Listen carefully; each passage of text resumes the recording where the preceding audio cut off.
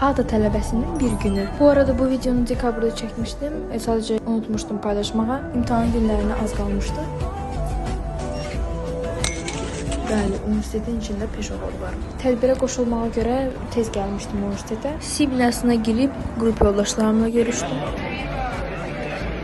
My friend. Sonra zala girdim. Tədbir keçirilirdi. Milyoner oyunu oynadıq. Kahoot. It's kind of Kahoot, but it's like a quiz. I mean, you don't know the question, so you can minus B, A.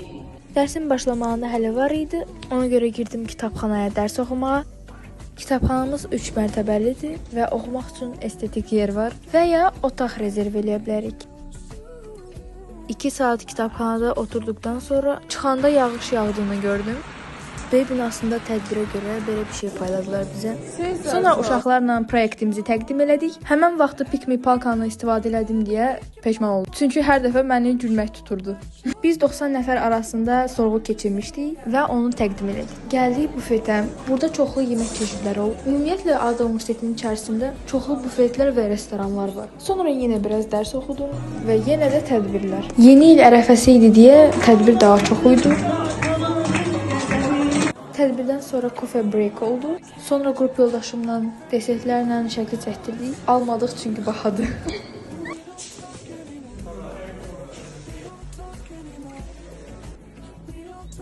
Job market overall about I don't know, we have day 3 physical. Trust me, there are eventually some people. Aramıza ən aktiv 2 şagirdə hədiyyə verdilər və o şagirdlərdən biri mən idim. Burada isə hədiyyənin unpackingini eləyirəm. Üstündə Career Fair yazılmışdı. Niyəsə dırnağım olmasa da ASMR eləməyə çalışıram.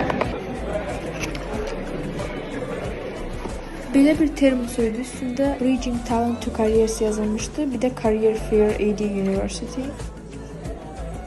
Bundan başqa Cinnabon restoranında 10 manat kupon. Bu arada Cinnabon restoranı ADA Universitetinin içərisində də yerləşir. Gəldik yenə kantinə.